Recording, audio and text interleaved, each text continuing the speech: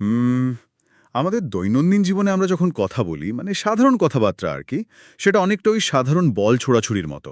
আমি এক প্রান্ত থেকে একটা বল ছুড়লাম আর অন্য প্রান্তে সেটা কেউ লুফে নিল। খুব সহজ আর সরাসরি বাক্য থাকে। হুম, একদম।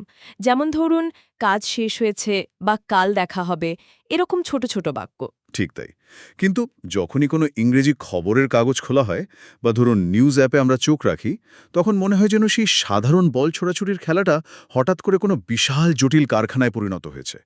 সেখানে অসংখ্য চাকা, গিয়ার আর কনভেয়ার বেল্ট একসাথে কাজ করছে। হ্যাঁ, মানে একটা মাত্র বাক্যের ভেতরে এত এত তথ্য গাদাগাদি করে থাকে যে মাঝে মাঝে মনে হয় খবরের এই ভাষাটা বোধহয় কোনো গোপন সংকেত। রাইট। আর আজকের এই সেশনে আমাদের মূল লক্ষ্যই হলো সেই লুকানো সূত্র বা খবরের কাগজের এই সিক্রেট কোড ডিকোড করা।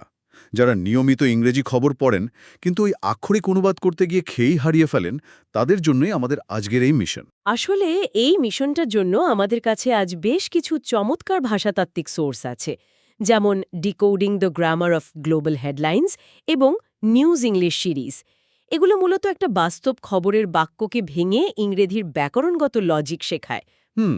তো এই লজিকগুলো জানলে শুধু যে ইংরেজি বোঝা সহজ হবে তা নয়, বরং স্বাভাবিকভাবে কথা বলা অনেক ইজি হয়ে যাবে। কিন্তু আমার শুরুতেই একটা প্রশ্ন আছে। খবরের ভাষা আমাদের দৈনন্দিন কথার চেয়ে এত আলাদা আর এত ভারী শোনায় কেন? কারণ সাধারণ কথায় আমরা মূলত সম্পর্ক তৈরি করি, কিন্তু সংবাদ মাধ্যমের মূল উদ্দেশ্য হল তথ্যের ঘনত্ব বা ইনফরমেশন ডেন্সিটি সর্বোচ্চ পর্যায়ে নিয়ে যাওয়া। খবরের কাগজের জায়গা বা সম্প্রচারের সময় তো অত্যন্ত মূল্যবান, তাই না? তা তো বটেই। তো একটা খবরকে যত কম শব্দে যত বেশি তথ্য দিয়ে উপস্থাপন করা যায়, ততই তার তীক্ষ্ণতা বাড়ে।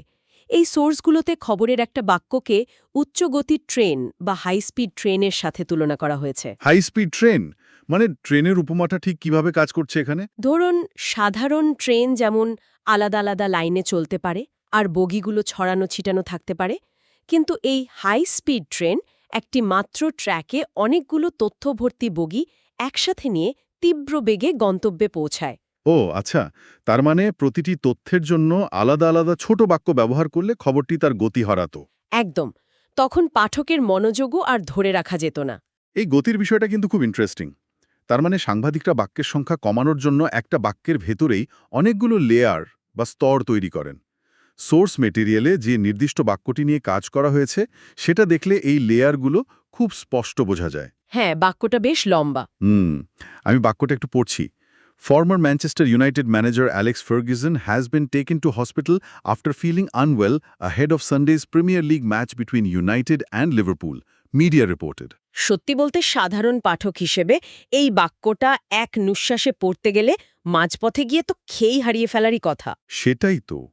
কিন্তু আমরা যদি ওই সাংবাদিকতার হাই স্পিড ট্রেনের লজিকে চিন্তা করি, তাহলে কিভাবে এই বাক্যের ইঞ্জিনটা কাজ করছে? শুরুতে তো শুধু একটা নাম থাকার কথা, কিন্তু এখানে একটা বিশাল পরিচয় দেওয়া হয়েছে। ঠিক ধরেছেন। বাক্যের প্রথম অংশটিকে বলা যায় আইডেন্টিটি কার্ড বা নাউন ব্লক। এখানে শুধু অ্যালেক্স ফার্গুসন বলা হয়নি, তার নামের আগে একটা পুরো ইতিহাস জুড়ে দেওয়া হয়েছে। Former Manchester United manager Alex Ferguson. হুম। এখানে একটা জিনিস আমার মনে হচ্ছে, এটা অনেকটা সিনেমার পোস্টারের মতো, তাই না? সিনেমার মূল নামটা হয়তো নিচে থাকে, কিন্তু তার আগেই খুব বড় করে লেখা থাকে অস্কার বিজয়ী পরিচালক বা অমুক স্টুডিওর নিবেদন। চমৎকার একটা উপমা দিয়েছেন। ঠিক তাই। দর্শক যেমন পোস্টার দেখার প্রথম সেকেন্ডেই জেনে যায় তারা কি দেখতে যাচ্ছে, এখানেও নামটার আগে তার পুরো ওজনটা পাঠকের মাথার ভেতর ঢুকিয়ে দেওয়া হলো। কিন্তু এখানে শব্দ নির্বাচনের একটা ব্যাপার খুব চোখে পড়ছে। সোর্স মেটেরিয়ালেও এটা নিয়ে বলা হয়েছে, সাবেক বোঝাতে এক্স শব্দটা ব্যবহার না করে ফর্মার ব্যবহার করা হয়েছে। দুটোই তো প্রায় একই অর্থ বহন করে। প্রায় একই অর্থ হলেও টোনটা কিন্তু আলাদা।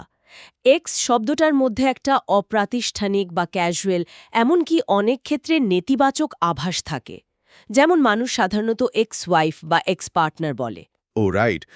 একটু ব্যক্তিগত বা হয়তো সম্পর্ক ছিন্ন হয়ে গেছে এমন কিছু। হ্যাঁ, অন্যদিকে ফর্মার শব্দটা অনেক বেশি প্রাতিষ্ঠানিক এবং সম্মানজনক। একজন ম্যানেজার যখন কোনো বড় ক্লাব ছেড়ে দেন, তখন তিনি তার লেগেসিটা সাথে নিয়ে যান। ফর্মার ম্যানেজার বললে সেই সম্মানটা অক্ষুণ্ণ থাকে। তার মানে বাক্যের একেবারে প্রথম ৩-৪টি শব্দের মাধ্যমেই সাংবাদিকরা পাঠকের মস্তিষ্কে একটা সম্মানজনক ফ্রেম তৈরি করে দিলেন।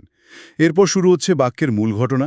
বাক্যের পরের অংশে বলা হচ্ছে has been taken to hospital. এই জায়গাটাতেই আমরা খবরের দ্বিতীয় কৌশলে প্রবেশ করছি। সোর্স ম্যাটেরিয়াল একে বলছে দ্য হিডেন হিরো বা লুকানো নায়ক। হিডেন হিরো, এটা আবার কি? এটা মূলত প্রেজেন্ট পারফেক্ট প্যাসিভ ভয়েসের একটা উদাহরণ। হ্যাজ বিন টেকেন কথাটার মানে হলো কেউ তাকে নিয়ে গেছে, কিন্তু কে নিয়ে গেছে খবর কিন্তু সেটা বলছে না। দাঁড়ান, এখানেই আমার একটা কনফিউশন আছে। সাংবাদিকতার মূল ভিত্তি তো হলো সরাসরি কথা বলা, কে, কি, কখন, কোথায়। তাহলে এখানে সরাসরি প্যারামেডিক্স তাকে হাসপাতালে নিয়ে গেছে এ কথা না বলে প্যাসিভ ভয়েস কেন? কারণ এখানে কাজটি কে করেছে তার চেয়ে কি ফলাফল হয়েছে সেটা বেশি গুরুত্বপূর্ণ। মানে result is more important than the doer. আচ্ছা। যে প্যারামেডিক তাকে হাসপাতালে নিয়ে গেছেন তিনি এই খবরের মূল চরিত্র নন। পাঠকের ফোকাস যদি সেই মানুষটির ওপর পড়ে তবে মূল ঘটনার তীব্রতা কমে যাবে। এই কারণেই যিনি কাজটা করেছেন তাকে আড়ালে রাখা হয়। তার মানে এখানে নায়ক ফার্গুসন নিজেই, অন্য কাউকে বাক্যে ঢুকিয়ে বাক্যের জায়গা নষ্ট করার কোনো মানেই হয় না। তাছাড়া ব্রেকিং নিউজের ক্ষেত্রে অনেক সময় তো সংবাদদাতাদের কাছে সব তথ্য থাকেও না, তাই না? একদম ঠিক বলেছেন। হয়তো রিপোর্ট লেখার সময় পর্যন্ত তারা নিশ্চিত নন কে তাকে হাসপাতালে নিয়েছে। তাই ভুল তথ্য দেওয়ার চেয়ে প্যাসিভ ভয়েস ব্যবহার করে শুধু নিশ্চিত ঘটনাটুকু জানানো অনেক বেশি নিরাপদ। লজিকটা খুব দারুণ। এর সাথে আরেকটি অত্যন্ত গুরুত্বপূর্ণ বিষয় আছে। সোর্স মেটেরিয়ালে এই প্রেজেন্ট পারফেক্ট টেন্সটিকে একটি ব্রিজ বা সেতুর সাথে তুলনা করা হয়েছে। এই সেতু বা ব্রিজের ধারণাটা একটু খুলে বলবেন? ধরুন যদি খবরে সরাসরি অতীতকাল ব্যবহার করা হতো, যেমন হি ওয়াজ টেকেন টু হসপিটাল, তাহলে মনে হতো ঘটনাটি শেষ হয়ে গেছে। তিনি হাসপাতালে গিয়েছিলেন এবং হয়তো ফিরেও গেছেন। কিন্তু হ্যাজ বিন টেকেন বললে পুরো প্রেক্ষাপটটাই বদলে যায়, রাইট? হ্যাঁ, প্রেজেন্ট পারফেক্ট টেন্স অতীতকে বর্তমানের সাথে যুক্ত করে। অতীতে তাকে হাসপাতালে নেওয়া হয়েছে এবং বর্তমানেও তিনি সেখানেই আছেন বা তার চিকিৎসা চলছে। এই হ্যাজ বিন পাঠকের মনে কন্টিনিউইটি বা চলমান অবস্থার ছবি তৈরি করে দেয়। ও, বুঝতে পেরেছি। মানে বাস্তব জীবনেও তো আমরা এটা ব্যবহার করি। কেউ যদি বলে দ্য কার ওয়াজ ফিক্সড, তার মানে ঘটনা শেষ। কিন্তু the car has been fixed বললে বোঝায় গাড়িটা এখন চালানোর জন্য একদম প্রস্তুত। একেবারে নিখুঁত উদাহরণ দিয়েছেন। তাহলে আমরা জানলাম কার সম্পর্কে খবর এবং তার বর্তমান অবস্থা কি। এরপর আসে ঘটনার পেছনের কারণ। বাক্যের পরবর্তী অংশ হল আফটার ফিলিং আনওয়েল। এই অংশটাতেও তো জায়গা বাঁচানোর একটা কৌশল আছে, তাই না? হ্যাঁ, কারণ ব্যাখ্যা করতে গেলে সাধারণত একটা পুরো নতুন বাক্য শুরু করতে হয়, যেমন because he was feeling unwell. কিন্তু নতুন বাক্য শুরু করা মানেই হলো নতুন করে সাবজেক্ট আর সাহায্যকারী ভার্ব আনা। এতে তো বাক্যের ওজন আরও বেড়ে যাবে আর ওই হাই স্পিড ট্রেনের গতি কমে যাবে। ঠিক এই সমস্যা সমাধানের জন্যই সাংবাদিকরা এখানে নন ফাইনাইট ভার্ব বা প্রেজেন্ট পার্টিসিপল ব্যবহার করেন। এক্সপার্টরা বা আমাদের সোর্স একে গোস্ট ভার্ব বা ফ্রিল্যান্সার হিসেবে আখ্যায়িত করেছে। এখানে ফিলিং হলো সেই ফ্রিল্যান্সার। এই ফ্রিল্যান্সার উপমাটা আমার অসম্ভব ভালো লেগেছে। মানে কর্পোরেট জগতে স্থায়ী কর্মীর যেমন একটা পার্মানেন্ট ডেস্ক থাকে, তেমনি বাক্যের রেগুলার ভার্বগুলোর আগে ইজ, ওয়াজ বা হ্যাজের মতো সাহায্যকারী ভার্ব লাগে। হ্যাঁ, তারা বাক্যে অনেকখানি জায়গা দখল করে। কিন্তু এই ফিলিংয়ের আগে কোনো সাহায্যকারী ভার্ব নেই। তারা যেন চুক্তিতে আসা কোনো ফ্রিল্যান্সার, শুধু এসে দুটি বড় বাক্যকে জোড়া লাগায় আর নিজেদের কাজ শেষ করে নীরবে চলে যায়। কি চমৎকার! আসলেই চমৎকার। Because he was feeling unwell না লিখে শুধু আফটার ফিলিং আনওয়েল লিখলে পাঠকের মস্তিষ্কের চাপ অনেক কমে যায়। পাঠক খুব দ্রুত বুঝতে পারেন যে অসুস্থতাটাই হাসপাতালে যাওয়ার কারণ। আর এখানেও তো শব্দ নির্বাচনের একটা ব্যাপার আছে। তারা খুব সহজেই বলতে পারত আফটার ফিলিং সিক, কিন্তু সিক না বলে আনওয়েল ব্যবহার করা হলো কেন? কারণ সিক শব্দটা শুনলে আমাদের সাধারণ সর্দি কাশি বা রোজগার ছোটখাটো অসুস্থতার কথা মনে হয়। এই শব্দের সাথে একটা ক্যাজুয়াল ভাব জড়িয়ে আছে। রাইট, যেমন অফিসে ছুটি নেওয়ার সময় আমরা বলি I am calling in sick today. একদম। কিন্তু যখন একজন কিংবদন্তি ম্যানেজার হাসপাতালে ভর্তি হন তখন পরিস্থিতির একটা গাম্ভীর্য থাকে। আনওয়েল শব্দটি খবরের ক্ষেত্রে অনেক বেশি আনুষ্ঠানিক এবং গুরুতর পরিস্থিতি বোঝায়। তার মানে আনওয়েল শব্দটা সেই প্রাতিষ্ঠানিক টোনটা বজায় রাখছে। আচ্ছা, আমরা তাহলে কে, কি এবং কেন সবই পেলাম। এবার দেখা যাক এই তথ্যগুলোকে সাংবাদিকরা কিভাবে একটি নির্দিষ্ট স্থান ও সময়ের ফ্রেমে বন্দী করেন।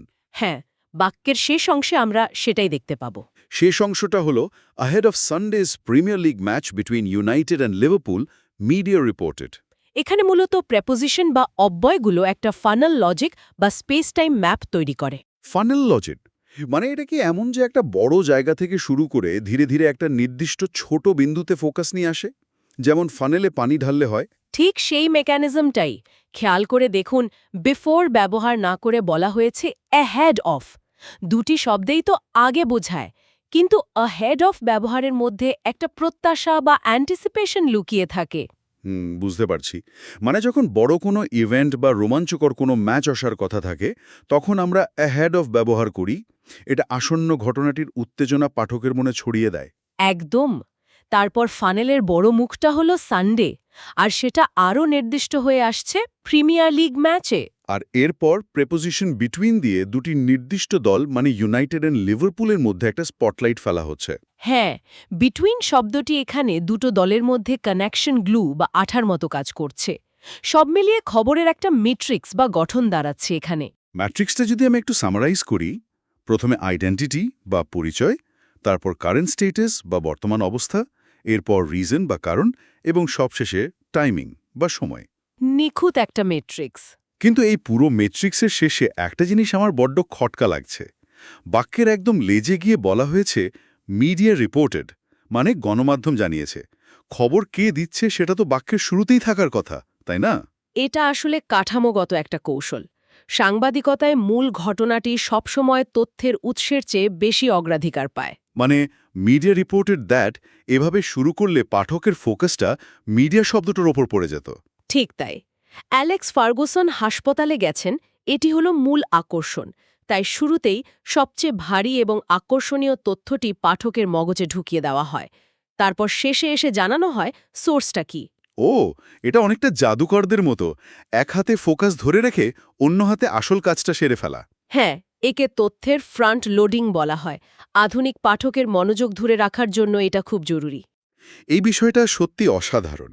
যারা নিয়মিত খবর পড়েন তারা যদি এই প্যাসিভ ভয়েস আর ছোট বাক্যাংশের গঠনটা বুঝতে পারেন, তাহলে তো ইংরেজিতে কথা বলা আর লেখা অনেক বেশি সাবলীল হয়ে যাবে। একদমই। তখন আর আক্ষরিক অনুবাদের মাথা ব্যথা থাকবে না। ভাষার নিজস্ব নিয়মে চিন্তা করাটা সহজ হয়ে যাবে। আমাদের আজকের এই গভীর বিশ্লেষণ তো প্রায় শেষ পর্যায়ে চলে এসেছে। আমরা দেখলাম কিভাবে একটিমাত্র বাক্যের ভেতরে সাংবাদিকরা এত কিছু নিপুণভাবে গেঁথে দেন। হ্যাঁ, প্যাসিভ ভয়েস দিয়ে গোপনীয়তা রক্ষা করা, পার্টিসিপল দিয়ে জায়গা বাঁচানো, সবই দেখলাম। তবে বিদায় নেওয়ার আগে শ্রোতাদের জন্য একটি গভীর মনস্তাত্ত্বিক ভাবনার বিষয় রেখে যেতে চাই আমি। চিন্তার খোরাক হিসেবে এটা বেশ ইন্টারেস্টিং হবে। আমরা দেখলাম ভাষার এই মেট্রিক্স ব্যবহার করে সাংবাদিকরা আবেগ সরিয়ে রেখে ঘটনাকে একদম বস্তুনিষ্ঠ বা অবজেক্টিভ করে তোলেন। এখন একটু ভেবে দেখুন তো, আমাদের দৈনন্দিন জীবনের সাধারণ ঘটনাগুলোকেও যদি আমরা খবরের কাগজের এই কাঠামোতে বলা শুরু করি, তবে কেমন হবে? মানে ব্যক্তিগত কথাগুলো যদি খবরের মতো করে বলি? হ্যাঁ, ধরুন আপনি আপনার কাছের কোনো বন্ধুর সাথে দেখা করতে যাওয়ার পথে জ্যামে আটকে আছেন। আপনি তাকে স্বাভাবিকভাবে না বলে খবরের স্টাইলে বললেন, current location has been compromised after experiencing heavy traffic ahead of the evening meeting. হা, এটা শুনতে তো একেবারে রোবটের মতো শোনাবে, মনে হবে কোনো আবেগই নেই। ঠিক এটাই মূল পয়েন্ট। ভাষা কি আমাদের পুরো সত্যটা না জেনেও সত্য রিপোর্ট করার সুযোগ দেয়?